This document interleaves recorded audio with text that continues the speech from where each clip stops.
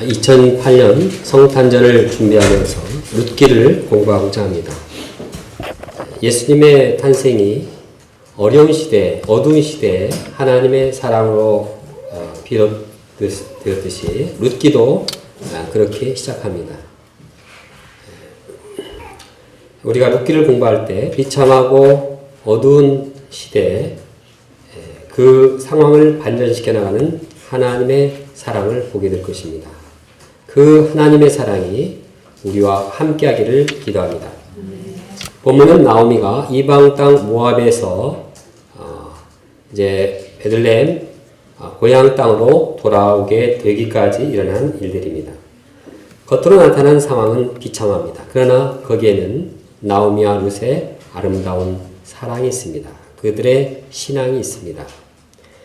본문을 통해서 그들의 아름다운 사랑, 신앙을 생각해보고 또 그들의 하나님이 어떤 분이신가를 생각해보고자 합니다.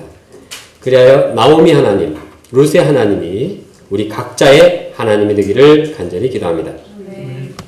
제1장 나오미와 룻의 사랑. 사사들이 치리하던 때였습니다.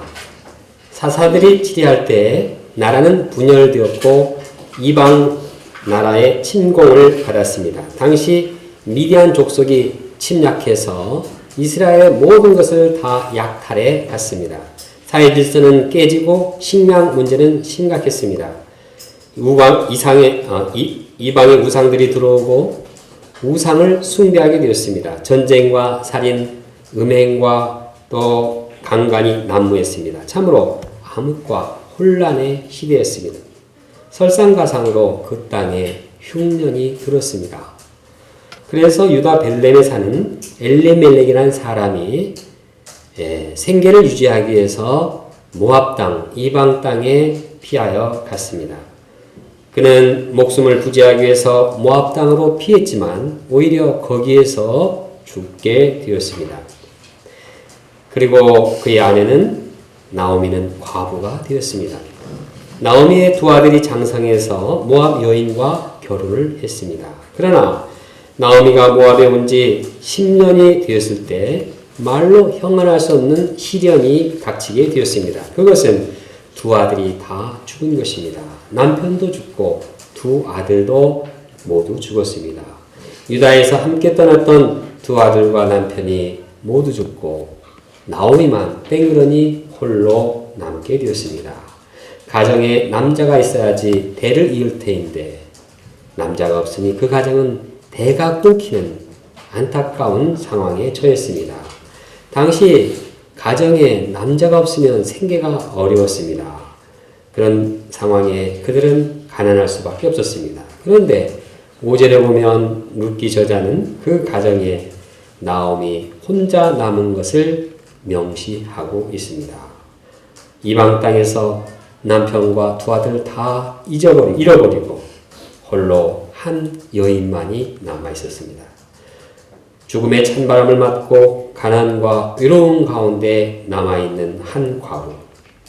룻기 초반부에 어두운 시대에 한많은 이방 땅에서 죽음이 몰아친 가정에 슬프고 비참하고 소망 없는 한 과부에게 조명을 집중시키고 있습니다. 남았다는 말의 뉘앙스는 긍정적이기도 하고 또한 부정적이기도 합니다. 부정적으로 볼 때는 남았긴 남았지만 이제 소망이 없다. 대를 이을 수도 없고 가난을 해결할 수도 없는 절망적인 상황을 말하고 있습니다. 긍정적으로 볼 때는 아무 소망이 없기 때문에 이제 하나님의 도우심이 필요함을 암시하고 있습니다. 그래서 6절에 보면 하나님의 말씀이 하나님께서 자기 백성을 돌아보셨다는 말로 연결되고 있습니다. 하나님께서 자기 백성을 돌아보셔서 그들에게 양식을 주셨다는 소식이 들려왔습니다. 나오미는 이 소식을 멀리 모압 땅에서 듣게 되었습니다. 외로운 한 과부가 멀리 고향으로부터 하나님의 사랑, 하나님께서 베푸신 은혜로운 소식을 듣게 되었습니다. 이는 그녀에게 새로운 소망이었습니다. 그도 하나님의 백성이었기 때문에 그 하나님의 사랑을 받고 싶었습니다. 그래서 나오미는 일어나 고향으로 가고자 했습니다. 그러나 이렇게 고향으로 가기로 결심하기는 쉬운 일이 아니었습니다. 왜냐하면 그가 고향 땅을 떠날 때는 많은 재산과 또한 남편과 두 아들을 데리고 나왔는데 이제는 홀로 이제 들어가야만 했기 때문입니다. 경제적으로 다 모든 것을 잃어버리고 초량한 꼴로 돌아간다니 발걸음이 무거웠습니다. 그러나 나오미는 하나님의 사랑을 소망하며 고향에 돌아갈 것을 준비했습니다. 그런데 여기에 한 가지 해결해야 할 문제가 있었습니다. 그것은 모압에서 얻은 두 며느리의 장례 방향이었습니다. 나오미는 두 며느리를 친정으로 돌려보내고자 했습니다. 그리고 재혼을 해서 그들이 남편의 보호를 받고 안정되게 살기를 원했습니다. 그래서 시어머니 나오미는 하나님께 기도하는 마음으로 며느리들을 돌려보내고자 했습니다. 그러나 그들은 소리 높여 말했습니다. 어머니, 아닙니다. 우리는 어머니와 함께 어머니의 백성에게로 돌아가겠습니다. 나오미는 만류했습니다. 그 이유는 현재 상황에서 나오미를 떠나지 않고서는 소망이 없기 때문에, 결혼할 수 없기 때문이었습니다. 12절에 보면 나오미가 말하기를 가령 내가 소망이 있다고 말하든지 하는 넋두리를 합니다. 나오미 인생은 별 소망이 없습니다. 현재 남편이 없고 자식이 없을 뿐만 아니라 앞으로 남편을 둔다거나 자식을 둔다고 해도 그가 거기에 가망이 없습니다. 언제 그 자식이 성장해서 며느리와 가정을 이룰 수 있느냐는 말입니다. 그렇다고 며느리들의 장래를 생각해 볼 때 결혼하지 않고 청산갑으로 지내게 할 수는 없었습니다. 이처럼 시어머니 나오미는 며느리를 생각하고 배려했습니다. 나오미는 며느리를 내 딸이라고 부릅니다. 나오미는 며느리를 내 딸처럼 사랑합니다.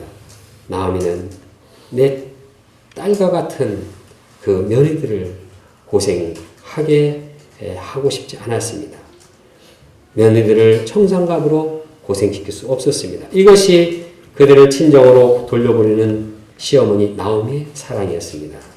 이 진심을 알았기에, 이 진심이 며느리의 마음 가운데 통했기에 그들은 소리를 높여 울었습니다.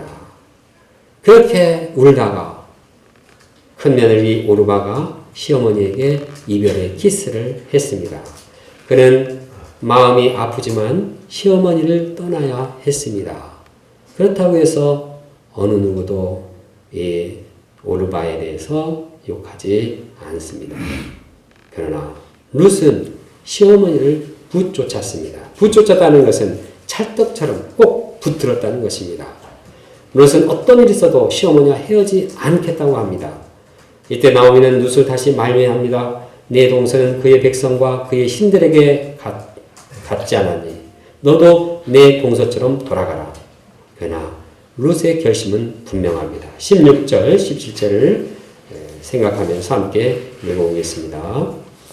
시작. 룻이 이르되 내게 어머니를 떠나며 어머니를 따르지 말고 돌아가라. 강권하지 마옵소서.